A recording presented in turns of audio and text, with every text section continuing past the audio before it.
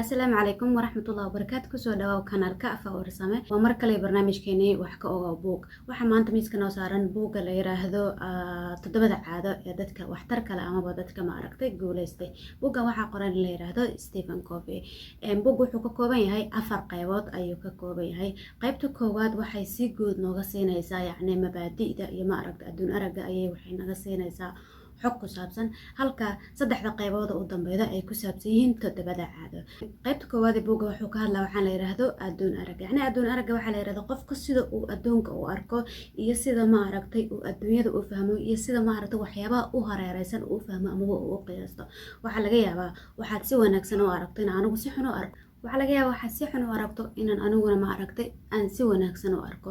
marka dadka qaar adduun araggooda wuu wanaagsan yahay oo wax kasta waxay aaminsan yihiin wax la xallin karo, wax kasta waxay aaminsan yihiin wax qurxan, wax kasta waxay aaminsan yacni wax togan inay yihiin, halka dadka qaarna wax kasta wax taban ay u yihiin oo wax kasta xumaan ay ka aaminsan yihiin. waxaa jira wax la yiraahdo mabaadi'da waxay kala yihiin kuwa xun iyo kuwa wanaagsan ayay leeyihiin, laakiin mar walba waxa ay ku xiran tahay waxa adiga ku hagaya waxa ay tahay adduun araggaaga iyo mabda'a qaadato.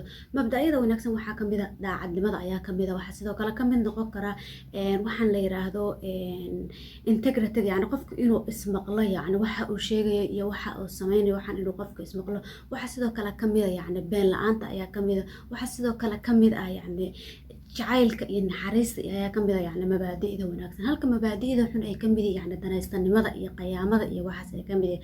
soo marka adiga mar walba mabda'a aad doorato ayay ku xiran tahay. mabda'yada wanaagsan waxa ay ku jiheynayaan nolosha wanaagsan amaba guul ayay ku jiheynayaan, halka mabda'yada xun ay ku jiheynayaan yani guul darro iyo ma aragta nolol rafaada ay ku jiheynayaan. qof bini'aadanka marka uu rabo inuu guuleysto amaba hadaf uu gaaro, waa in marka hore shakhsiyadiisa hoose uu soo dhisaa, waa in marka hore gudihiisa uu soo qurxiya, kadib ayuu banaanka imaan karaa. gudahaada si aad u qurxisid waxyaabaha yacni saldhigga u ah amaba xudunka u ah waxaa ka mid ah caadadaada. caadada maanta aad leedahay iyo waxa maanta aad qabanayso ayaad ma aragta runtii ay biri aad noqonaysaa, taas ayaa biri ku saameynaysa, caadadaada ayaa lagugu tilmaamaya. marka qaybtii koowaad saas ayay ku ekeed, bal aan gudagalno toddobada caado. caadada koowaad ee qofka waxtar kale amaba qofka guuleystaha yacni uu sameeyo ayaa waxa ay tahay waa dad yacni proactive ah.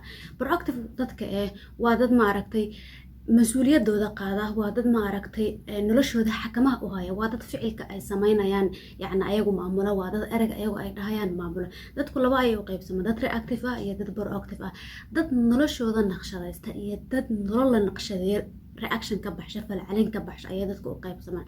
marka dadka guuleystayaasha ah waa dad ayagu noloshooda yacni naqshadaysta, waa dad mar walba waxay isticmaalaan ereyada waxaan waan samayn karaa iyo waxaan aniga ayaa sameeyay iyo waxaan waan samayn doonaa iyo waxaan waa awooda, halka dadka reactive-ka ay yiraahdaan waxaan anigu ma samayn karo iyo waxaas ayaga ha sameey iyo waxaas ayaga ugu kalifeen.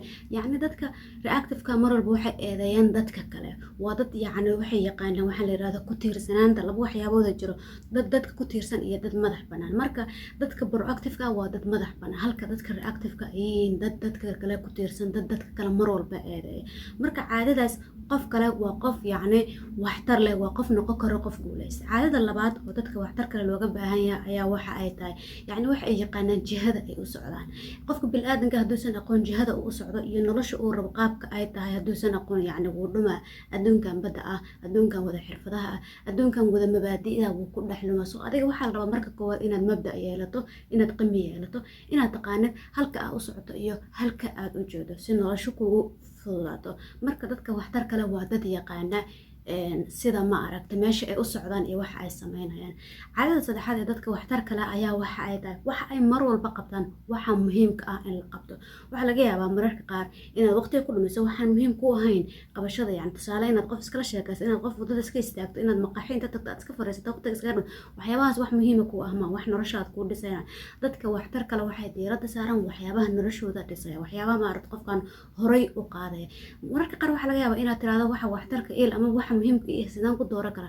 waxaa jiro wax la yiraahdo matrix la dhahaa yacni time management-ga loogu talagalay, waqti maareynta loogu talagalay. matrix-kaas wuxuu ka kooban yahay 4 quadrant ayuu ka kooban yahay ama wuxuu ka kooban yahay 4 rubac ayuu ka kooban yahay. rubaca koowaad waxa uu ka hadlaa waxyaabaha muhiimka ah oo degdeg ah. waxaa jiro shaqooyin muhiim ah oo degdeg ah. waxaa kamid noqon kara inaad hadda salaada waqtigeeda inaad tukato waa degdeg waana muhiim yacni. waxaa kamid ah dab yacni gubanaya inaad dabkaas xaliso wax degdega waa muhiim. so waxa ku baraya yacni xeerkan mar walba inaad horta xaliso waxyaabaha degdega ah oo muhiimka ah. waxaan waa muhiim waana degdeg. haddaadan hadda wax ka qaban saameyn ayay kugu yeelanaysaa. quadrantiga labaad waxa uu noo sheegaya waxyaabaha muhiimka ah laakiin aan degdeg ahayn. waxyaabaha muhiimka aan degdeg ahayn waxaa kamid ah yacni sida mustaqbalkaad u qorshay lehed, sida xiriir wanaagsan u samey lehed, caafimaadkaad uga fikir lehed. soo marka dadka waxtar kale mar walba waxay diiradda saaraan qaybtan ayay diiradda saaraan. qaybtan mar walba waxay waqtiga ku lunshaan inay mustaqbalkooda dhistaan, inay maaragtay nolol wanaagsan ay samaystaan, inay caafimaadkooda ka taxadaraan. qaybta saddexaad ayaa jirto oo maaragtay rubaca saddexaad wuxuu sheegay waxyaabo aan muhiim ahayn laakiin degdeg. waxyaabaha aan muhiim laakiin degdeg waxaa kamid ah qof inta kusoo wacdo ku yiri aan is aragno, taleefon inta soo dhacaya aad qabto. waxyaabahaas ayaa kamid ah waana waxyaabaha runtii waqtiga inta badan looga lamo. qaybta afraad ugu dambeysa waxa ay ka hadashaa yacni waxyaabaha aan muhiimka ahayn aan degdegayn. waxaa kamid ah inaad tv fiirsato, inaad maanta dhan social mediahaaga aad ku dhex jirta ayaa kamid ah. waxaas muhiim ma ahan degdegnama. soo marka aad rabto inaad qorsheysato waxyaabaha aad maanta qabsan lahayd, jadwalkan u kala qayba yacni wixii muhiim ah oo degdega inta ku qor, wixii muhiim ah aan degdeg ahayn inta ku qor, wixii sidoo kale muhiim aan ahayn oo degdeg ahna inta ku qor, wixii muhiim aan ahayn degdeg ahayn saas u kala saar yacni si aad u doorato waxa markaas aad samayso. waxaa jirto caado afraad oo ay leeyihiin dadka waxtarka leh. dadka waxtarka leh waxay mar walba ku fikiraan in la wada guuleysan karo. waxaa jiro 6 waay adduun arag ayaa jiro. dadka koowaad waxay aaminsan yihiin yacni in qof walba wada guuleysan karo oo sheekada waxay haystaan yacni weyn ah. adigu waa guuleysta anigu waa. dadkan waxay mar walba isku dayaan inay xal keenaan labada dhinac faa'iido u leh. wax walba oo ay sameynayaan waxay ka fikiraan labada dhinac inay faa'iido u leeyihiin. dad kale waxaa jira sidoo kale ah win-loss. dadkan waxay rabaan inay kaliya guuleystaan, dadka kalena ay qasaaraan yacni ayay rabaan. oo waxay aaminsan yihiin ayagu inaysan guuleysan karin inta dadkaani ay guuleysay. soo mar walba waxay isku dayaan inay saameeyaan dadkan kale oo waxa dadkan inta ku saameeyeen awoodooda ay dadkan ma aragtay ay isticmaalaan ayay isku dayaan. koox kale waxaa jirta la yiraahdo loss win. dadkan loss win ta waa dad mar walba isku day dadka inay raali galiyaan, dadka kale inay qanciyaan, ayagoo raadinay aqbalaad raadinay. waligaa ma aragtay qofku dhahaya waxaas darta ayaan u sameynay darta wax iyo yacni dadka isliida waa dadka aaminsan fikirkan anigu aan qasaaray adigu guuleyso.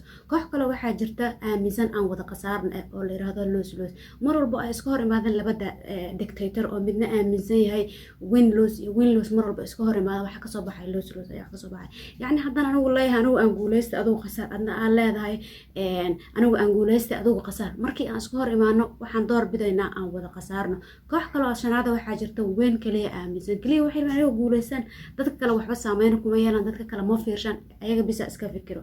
koox kale waxaa jirta sidoo kale aaminsan haddii wax heshiis dhicin yacni inaanba la guuleysan karin. oo kooxdaani ma yaqaanaan inaan anigu ku caawiyo in la iscaawiyo, kaliya waxay ka fikirayaan waxaan xaa igu jira dan ku jirta, hadday dan ku jirto aan ka wada shaqeyn, haddayse ku jiraan aan ka wada tagno ayay kooxdan aaminsan yihiin. marka dadka wax soo saar kale waxay aaminsan yihiin weyn ayay aaminsan yihiin. waa dad aaminsan in la wada guuleysan karo. waa dad aaminsan qof kastoo adduunka saaran inuu guul u qalmo, qof kastoo adduunka saarana fursad uu ku guuleysto inuu haysto. caadada shanaad oo dadka waxtar kale ay sameeyaan ayaa waxa ay tahay marka hore inaad raadisid inaad wax fahantid, kadibna aad raadisid in lagu fahmo. dadka qaar waxaa laga yaabaa maanta inay raadinayaan sida loo fahmo, laakiin dadka waxtar kale marka hore dadka kale ayay fahmaan, kadib ayay raadsadaan in wax qof fahmo uu helo. adiga hadda tusaale hadday maanta qofka ku imaato inta ku tiraahdo wax ii sameey amaba baahideeda ay kaaga hadashay aad fahmi weyso, qofkaas maalin kale miyay kuusoo laabay, maalin kale kuusoo laabamayso, maalintaadana kuma dhageysanayso. marka kood waa inaad isku dayo dadka inaad dhageysatid, dadka inaad fahanted si adigana lagu fahmo lagu dhageysto. caadada lixaad oo ay sameeyaan dadka waxtar kale ayaa waxa ay tahay kala duwanaanshaha. dadka kala qofba meel ayay ku fiican tahay, inaad aaminto inay qofba meel ku wanaagsan tahay, inaad aaminto qofkan inuu fikir gooniyo uu haysto. taas waxay naga saacidaysaa fikrada kala duwan oo aan haysano inaan isku keensano, shaqooyinka kala duwan oo aan kala naqano inaan isku keensano, taa markaas kadibna aan sameyno wax wanaagsan si wada jir aan u sameyno. sababtoo ah markaan maanta iraado mashruuc ayaan sameynaa, hal wax ayaan aqaana, laakiin markaan koox soo orsho qofba wax ayay ku fiican tahay. waad aragtay filimada adduunka ugu quruxda badan meeq qof ayaa soo sameysa, dhowr iyo intaasoo qofaa soo sameysa, qof walbana fikirkeeda ayay kusoo dartay, qof walbana waxa ay ku fiican tahay ayay sameysay, sidaas ayuu filim qurux badan noqday. sidaas darteed dadka waxtar kale amaba dadka guuleysta waxay aaminsan yihiin kala duwanaanshaha, waxayna qiimeeyaan kala duwanaanshaha si ay u abuuraan wax ka wanaagsan wixii ayagu kaligood ay abuuri lahaayeen. caadada toddobaad oo ugu dambeysa oo dadka wax soo saar kale ay leeyihin ayaa waxay tahay is-cusboonaysiin. qofka bini-aadanka ah hadduusan is-cusboonaysiin yacni caqligiisu ma korayo, jirkiisuna ma qurxoonaanayo, noloshiisuna hore uma soconayso.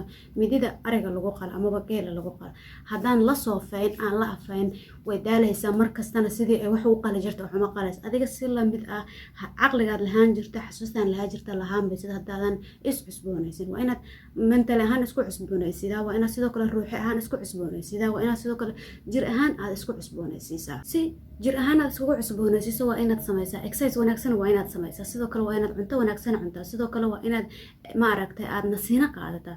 si sidoo kale ruuxi ahaan aad isku cusboonaysiiso waa inaad qur-aanka aqrisaa, waa inaad salaada tukataa, waa in ma aragtay tasbiixdaada aad badisaa. si ma aragtay qalbi ahaan ama maskax ahaan aad isku cusboonaysiiso waa inaad buugaagga wanaagsan aad aqrisaa oo niyadda dhisaya ama maskaxda wanaajinaya waa inaad aqrisaa. waa in ma aragtay fiidiyoyada wanaagsan oo madaxaaga wax ku siyaadinaya mooraalkaga dhisayn waa inaad aqrisaa. soo marka waa inaad mar walba isku dayda inaad is-cusboonaysiisaa. intaasina waxaan kusoo koobayaa buuggii ahaa yacni 7 caado ee dadka wax soo saar kale. waad ku mahadsan tahay daawashada muuqaalkan, waan rajaynaa inaad ma aragtay aad fahantay buuggaas uuna la mid yahay buugaad akhridoo kale. marka salaamu calaykum waraxmatullahi wabarakaatu.